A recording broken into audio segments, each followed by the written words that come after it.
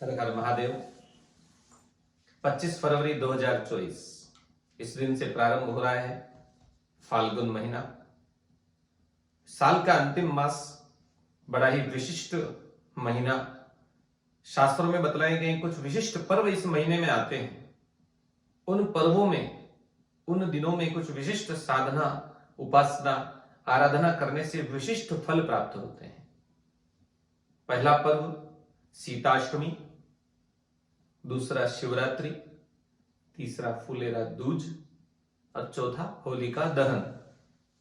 क्या करना है?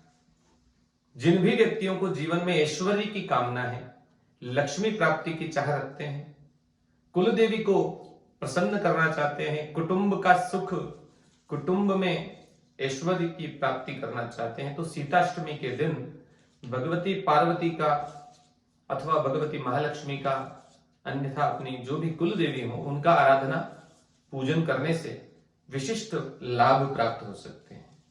करना क्या है? शुद्ध केसर अथवा शुद्ध कुमकुम, हल्दी से बना हुआ, चाहे तो घर में बना सकते हैं। उस केसर अथवा कुमकुम द्वारा 108 नाम भगवती के बोलते हुए पार्वती पर, लक्ष्मी जी पर अथवा कुल देवी की मूर्ति, चित्र पर चढ़ाना है। चढ़ाने के बाद प्रणाम करना है। मिष्ठान्न का अथवा खीर का भोग लगाना है।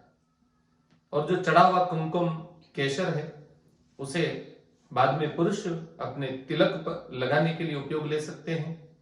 स्त्रियां मांग भरने के लिए, सौभाग्य द्रव्य के लिए उपयोग ले सकती हैं। इससे सौभाग्य में वृद्धि होगी, ऐश्वर्य में वृद्धि होगी, कुटुंब में संपन्नता में वृद्धि होगी। दूसरा है शिवरात्रि। विशिष्ट पर्व सभी जानते हैं, महादेव का दिन है।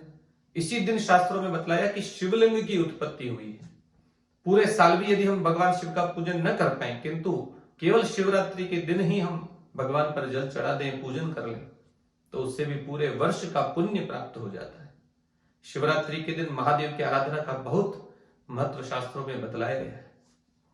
फुलेरा दूज चंद्र उपासना का पर्व माना गया है। जिन भी व्यक्तियों के कुंडली में, दशाओं में, अंतरदशाओं में चंद्र ग्रह कमजोर हो, क्षीण हो, नीच राशि में हो, जिनका मन बारंबार संदेह से ग्रस्त हो, विचलित होता हो, उन्हें उस दिन व्रत करते हुए सायंकाल चंद्रोदय होने पर चंद्र का दर्शन करते हुए चंद्र को अर्घ्य देना चाहिए। चंद्र के मंत्र का जप करना चाहिए। इससे मन मजबूत होगा, मानसिक स्थिति सुदृढ़ होगी, चंद्र ग्रह अनुकूल होकर के शुभ फल प्राप्त होंगे। और साथ ही कृष्ण उपासना भी इसी दिन उत्तम मानी गई है। भगवान श्री कृष्ण के किसी भी स्वरूप का, विष्णु का पूजन करने से, अर्चन करने से, आराधना करने से भगवान श्री कृष्ण की प्रसन्नता होकर के संकट दूर होंगे। तुलसी का विशिष्ट प्रयोग इस दिन करना चाहिए। भगवान श्री कृष्ण पर, भगवान श्री नारायण पर, शालिग्राम पर तुलसी अर्पित करते हुए श्री कृष्ण मंत्र का, विष्णु मंत्र का अथवा किसी भी इष्ट मंत्र का जप करते हुए तुलसी अर्पित करने से संकट दूर होते हैं। और चौथा है होलिका दहन। होलिका दहन विशिष्ट रात्रि पर्व है। इस दिन किए गए किसी भी मंत्र का अनंत गुना फल प्राप्त होता है। इस दिन मंत्र, तंत्र, यंत्र साधन करना, ध्यान करना, यज्ञ करना, हवन करना बहुत ही विशेष फलदायी होता है। अब इस दिन क्या विशेष करना है, यह आपको होलिका और शिवरात्रि का जो विशिष्ट प्रयोग है अलग सी वीडियो में बताया जाएगा। साथ ही अब जो फाल्गुन महीना है, इसमें पूरे वर्ष जो व्यक्ति पुण्य नहीं कर पाते हैं, कोई आराधना नहीं कर पाते हैं, यदि इस महीने में, संपूर्ण महीने में प्रतिपदा से लेकर के पूर्णिमा तक बिल्व पत्र का प्रयोग करें। किस प्रकार?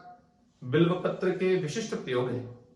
सबसे पहला, बिल्व पत्र प्रतिदिन शिवलिंग पर चढ़ाएं, यह साधारण उपाय।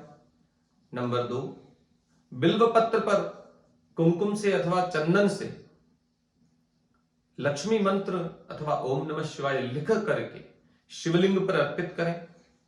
नंबर 3, बिल्व वृक्ष के नीचे बैठ करके किसी भी मंत्र का जाप करें। बिल्व पत्र में जल चढ़ाएं, परिक्रमा लगाएं और साथ ही भगवान शिव का अर्चन करें। प्रतिदिन संध्या काल में भगवान अपने इष्ट देवता के निमित्त, महादेव के निमित्त दीप जलाना, यह भी समस्त मनोकामनाओं को पूर्ण करता है। क्योंकि बिल्व पत्र में साक्षात लक्ष्मी का वास माना गया, तो फाल्गुन महीने में बिल्व पत्र का अर्चन करने से, बिल्व पत्र की परिक्रमा करने से, वृक्ष की परिक्रमा करने से, जल चढ़ाने से, वृक्ष के नीचे बैठ करके साधना करने से लक्ष्मी जी प्रसन्न होती हैं, भगवान शिव प्रसन्न होते हैं, इष्ट देवता प्रसन्न होते हैं। इसलिए फाल्गुन महीने में अवश्य ही बिल्व वृक्ष का अर्चन करने का लाभ ले लेना चाहिए। जो भी सज्जन हमारे इस संस्थान द्वारा आयोजित होने वाले शिवरात्रि के पर्व, होलिका पर्व पर विशिष्ट अनुष्ठान में भाग लेना चाहते हैं, वह अगले वीडियो में इसकी जानकारी प्राप्त कर सकते हैं। ओम तत्सत।